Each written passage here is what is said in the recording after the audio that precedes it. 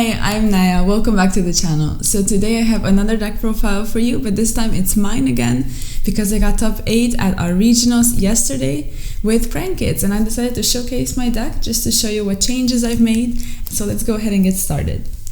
So for the prank kits, I played the lineup of every single one because I feel like it's necessary with the polymerization build, and overall you want to see your names as much as you can. And yeah, the hands where you see like every single one of them or just a lot of names are unfortunate, but thankfully this doesn't happen that many times. So I decided to play all of the names at 3 and I was happy with that.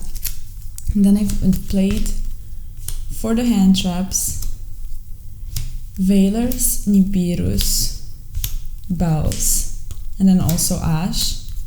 I decided to play a lot of hand traps. It was a bit less than the last time because I didn't play impermanence because my husband played impermanence and we just split our cards between our decks usually. So this was the lineup I chose. I chose Nibiru. This is the only, I guess, unorthodox one for the main deck, but I chose it because our regionals tend to have a lot of Salmon Grade players, a lot of Rogue players. So I felt like Nibiru was the correct choice. But I never saw it. I set it out quite a bit and it was just there. So my deck was 40 cards, but other than that it didn't really do anything. But I guess I would still play it every time we go to our regionals, just because you need it if you run into a random Solomon Grade, for example. As for Ghost Bell, I felt like it was necessary just for the tri-brigade matchup because I'm very afraid of that. And that was basically it. And then for the last monster I played 3 Parallel Exceed, which this is different from the last time. I was afraid to run Parallel before, which is silly I guess, but I didn't want to play it. I felt like I was gonna brick on it, but on the contrary, it did a lot. It did so much. I wasn't Ash, it just chain blocked, took care of that, and also Dweller is incredible, like I said, against random Solomon Grade, but also it kills Droitron. It does a formidable job against tri-brigade, for example. So Parallel was great also for pushing into a board, so you can go into, for example, Nightmare Phoenix and Unicorn and later into Access Code, which I did not play today, but this was the theory with different prank kits, so they have different names. So it's not only for chain blocking, but you can also push into different boards, and it helps with that. And then for the prank kit spells, the 3 of the better ones, and then just 1 pranks because I needed something to cut for Parallel, and I wasn't a fan of hard drawing pranks a lot, which happened more obviously when I played 2. So I was happy with only 1 copy. You can always search it with doodles or send it with fancies, so you always have access to it. And then every single other prank kit spell was at 3, just because you want to see it.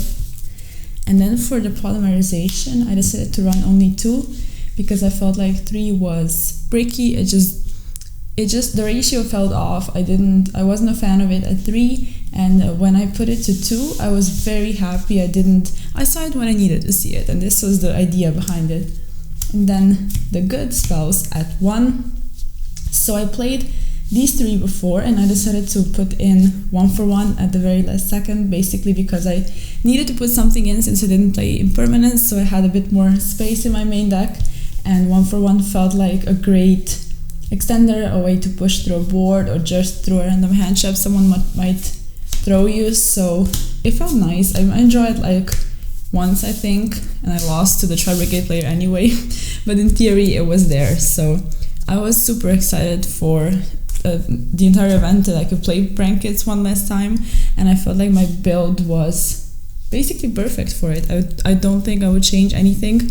Obviously moving forward we're gonna have to make some changes since Meow went to 1 sadly, but for this event I was very satisfied with the build.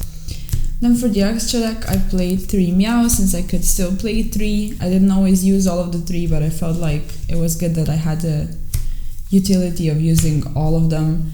And then 2 Doodles, since I only have 2, I would recommend you run 3 because it's just better at 3. You don't have to recycle it that early. And then there's 1 Bow Wow since it's necessary, and also the Link 4.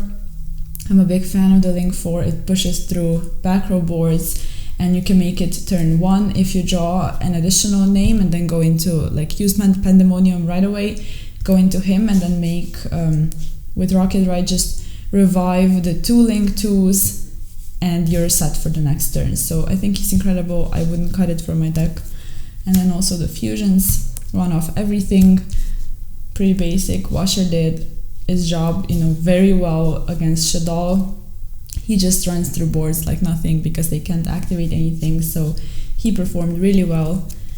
And then for the random links, they're not really that random, but I played all of the good nightmares that you would usually run in a Prank Kids deck, and then I played Masquerena because I didn't run access code because my husband ran access code. But I decided to run her just if I was to be Contact Seed, I had something to go into that actually points down, because Phoenix is the only Link 2, and this does nothing for me since it points up and right.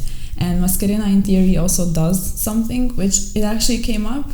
A tri-brigade player Contact Seed me, I made her, but then she got Forbidden Dropleted. So in theory she was fine, she was supposed to do the job, I guess she didn't, but yeah, she was just here because I had space. And then the 2xCs just Toad for the Water Prank Kid and also Dweller for Parallel Exceed. Then for the side deck, I was very satisfied with my side, but I didn't, for example, I sided Lancia for the tri-brigade matchup. I didn't see it at all, but it was there in theory, and then also Contact C. Those 2 cards were for the tri-brigade matchup. I was very afraid of it. I saw Contact C, it did its job. It didn't really perform that well, but that was only because I got Torrential Tribute on my normal summon. So this had nothing to do with Contact C. In theory, it was there. It did what it needed to do. And then Droll for the Drytron matchup, which it did come up. I played against the Drytron, and game 3 I drew the Droll, which sealed up the game. And then also if I was to run into a random Dragon Link, for example, or a Pendulum, because this happens at Slovene Regionals also, so I was prepared for that. Then the back row removal, 2 Twister, 1 Harpies. And then the last 3 cards were just Judgment for going first, because I'm afraid of Twin Twisters, Cyclones, anything of the sort. It was there, I drew it once, and that was it. It was just here. So yeah, this was it for the deck. And then as for my matchups, it wasn't actually that rogue. I expected it to be a bit different in Slovenia, but I played round 1, I played an IDS.